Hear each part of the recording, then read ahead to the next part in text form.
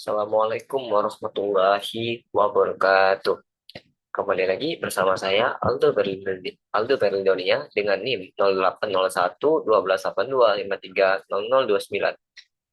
Pada kesempatan kali ini saya akan membahas tugas Altro yang dimana disuruh untuk membuat program dalam bahasa C++ untuk mengurutkan data dari yang terbesar hingga terkecil menggunakan array. Di sini saya sudah membuat programnya, jadi tinggal kita bahas saja. Oke, langsung kita ke dalam pembahasan. Di sini struktur biasa langsung menggunakan fungsi utama. Di sini kita memesan variabel A, yang dimana variabel A ini bertipe array ya, ada arraynya. Arraynya ini batasnya sampai 6. Nah, kemudian di sini kita juga pesan variabel I, C, dan J, di mana I ini untuk perulangan dan J ini untuk perulangan dan C ini sebagai pembantu nantinya. Oke, variabel tambahan ya. Nah, di sini integer itu tipe data dari variabel ini. Nah, lanjut ke dalam perulangan. Masuk ke dalam perulangan, program akan me meminta input data untuk nilai dari array A. Nah, di sini sampai full ya, sampai penuh. Itu array A ini terdiri dari 6 dari 6 6 apa nih? 6 tipe arraynya. Ini kalau sampai 6 dia mulainya 0 1 2 3 4 sampai 5. Makanya dari sini inisialisasinya I itu dari 0 dan akhirnya itu sampai 5. Oke. Selanjutnya di sini meminta untuk memasukkan data ya. Data. Oke, selanjutnya di sini akan melakukan pengurutan sesudah datanya yang kita masukkan tadi tidak berubah, misalnya ya kita bebaskan mau masuk data berapa. Nah, di sini program akan mengurutkannya secara perulangan, secara perulangan dalam program ini. Nah, kita lihat di sini ada perulangan dua kali ya, nested for, yang dimana di sini awalnya itu I sampai dengan 0 sampai 5 ya, berarti untuk mengecek seluruh seluruh array A dan yang ini juga. Nah, ini for J sama dengan I plus 1 J sampai 5 ya, J plus plus. Berarti ini sebagai untuk pembandingnya. Di mana kita buat dulu di sini ini kondisinya untuk mengurutkannya ya. Berarti di mana ketika nilai variabel array A awal 0 itu akan dicek semua dengan array selanjutnya dengan nilai selanjutnya. Jadi ada nilai yang pertama itu kan misalkan ada 6 nih. 1 2 3 3 lah. 2 aja lah. 2. Jadi nilai AI itu yang ini. Nah, ini akan dibandingkan dengan yang ini, dengan yang ini, dengan yang ini. Dengan yang setelah nilai AI itu semuanya dibandingkan.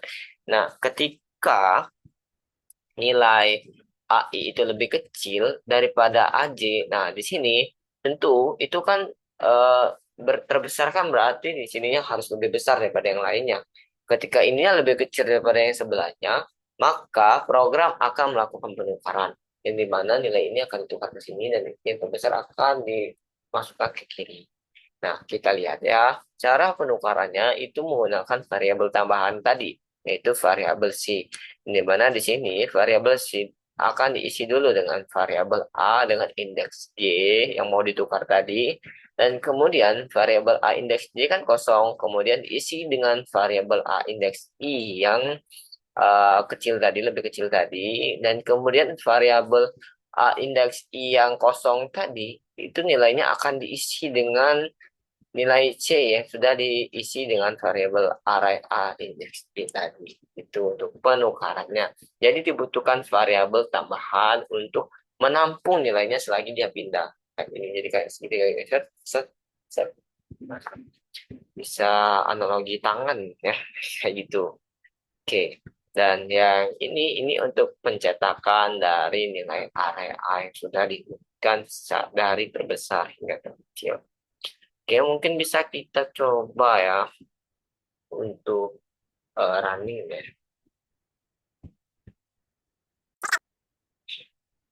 Jadi kita bisa masukkan data ya tadi sampai 6, bebas 3.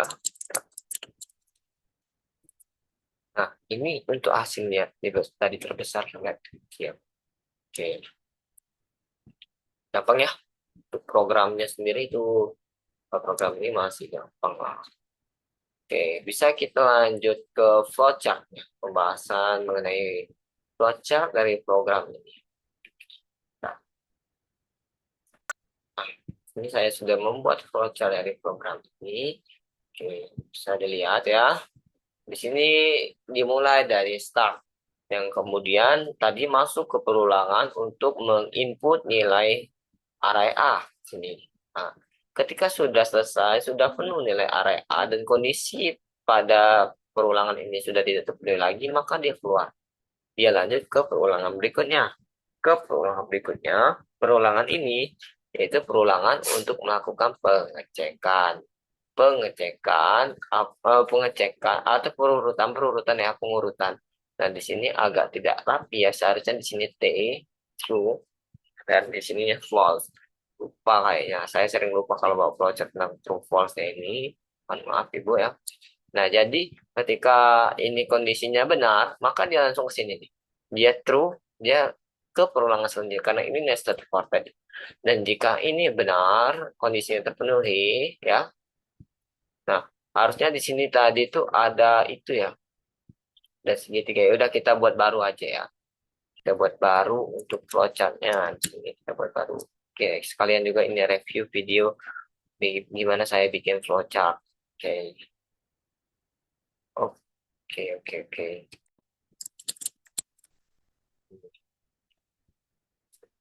Saya bikin flowchart yang ini tadi banyak kesalahannya. Mungkin bisa kita buat baru aja.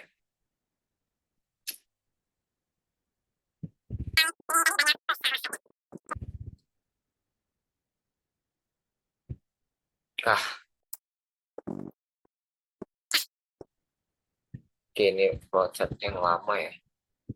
Kita bisa tambah pick baru kalau mau kayak ini. Ini, oke, di sini kita tadi start ya, start di sini. Oke, berarti start. Nah, kita lihat dulu codingannya yang code blok tadi biar sesuai. Oke sih. Baiklah nama. Baiklah. Ah, ini ke sini. Ini ke sini. Oke.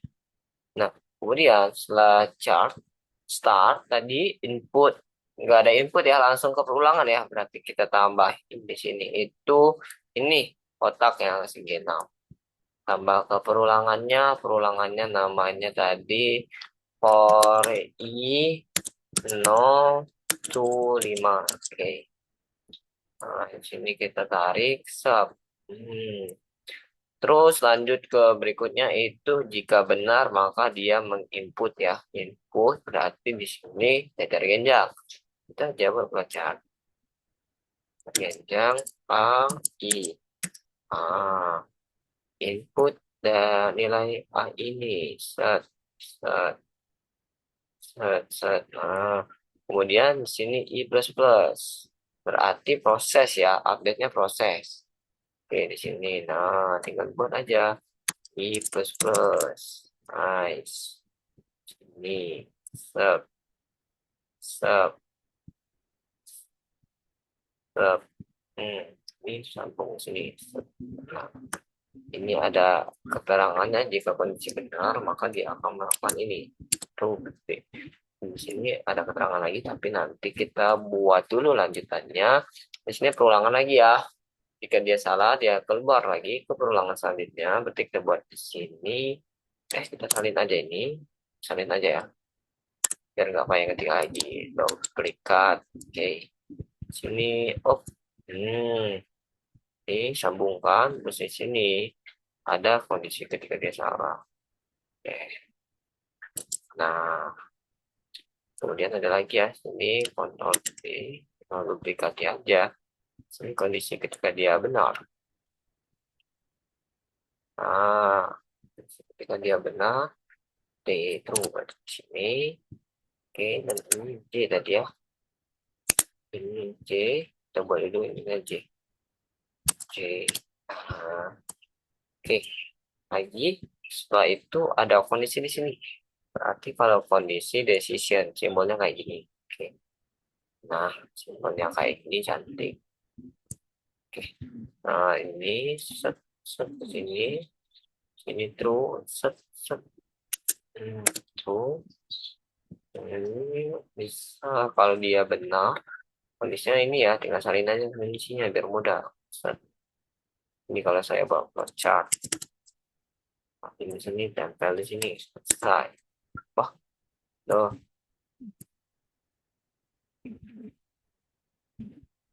ini.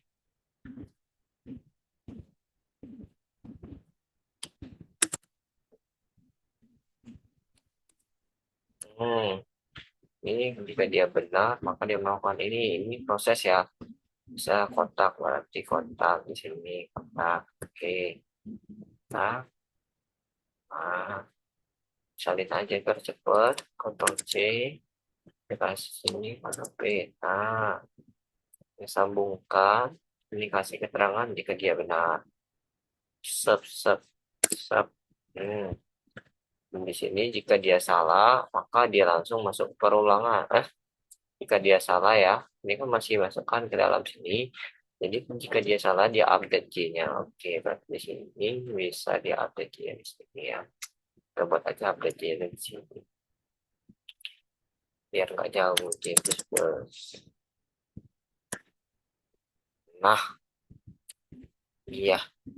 Set. Ini pos F. Pos. Dan ini sambung aja J. Ini sambung. Set. Ini nyambung ya.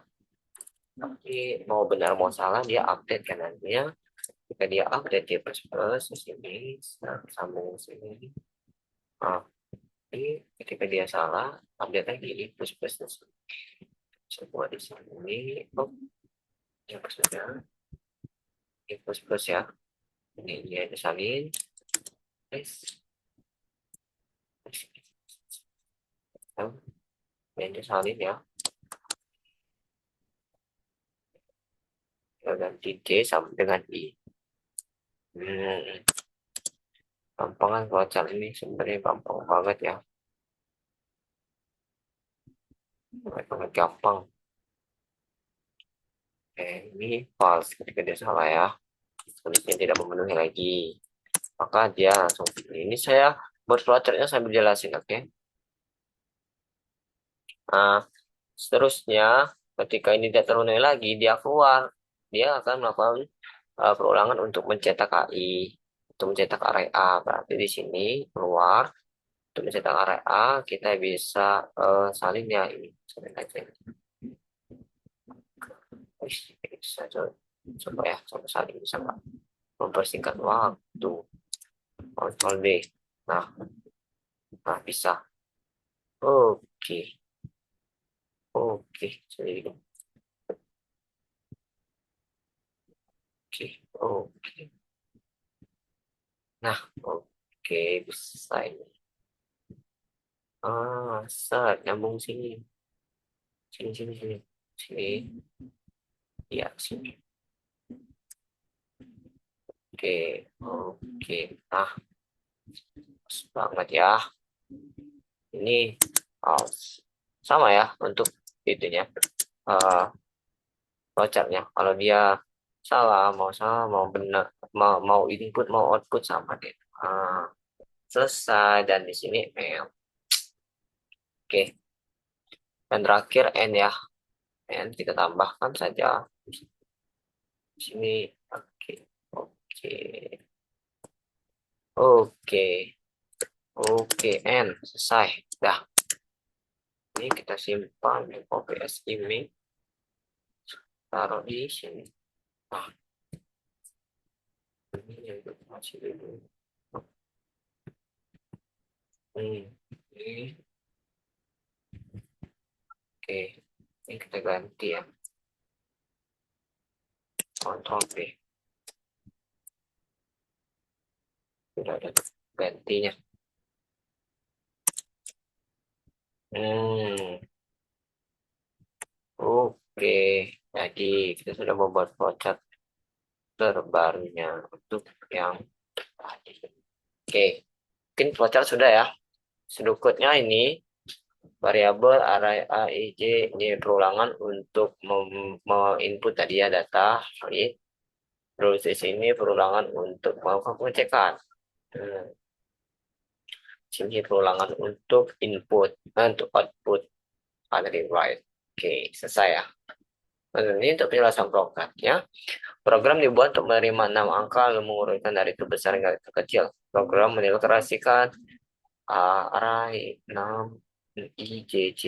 Program meminta pengguna memasukkan 6 angka. Setiap angka yang dimasukkan disimpan ke dalam array A. Program melakukan proses pengurutan data menggunakan perulangan bersarang.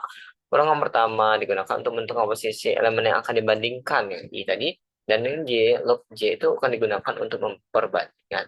Kemudian jika ditemukan kondisinya, maka akan ditukar dengan bantuan variabel J. Nah, di sini sementara semua selesai, data akan terurut dari terbesar hingga terkecil. Program menampilkan seluruh isi array sudah diurutkan. Oke, udah ya. Mungkin untuk penjelasan nomor ini yang mengenai program untuk perurutan data dari yang terbesar hingga terkecil cukup sampai sini. Saya Aldo Valedonia dengan kepenuhan, dengan sadar diri, saya masih banyak salahnya. Karena saya masih belajar, saya mohon maaf sebelumnya jika terdapat kesalahan dalam penyampaian. Saya Aldi Berdania, saya pamit undur diri. See you next time untuk video berikutnya. Saya akhiri. Assalamualaikum warahmatullahi wabarakatuh.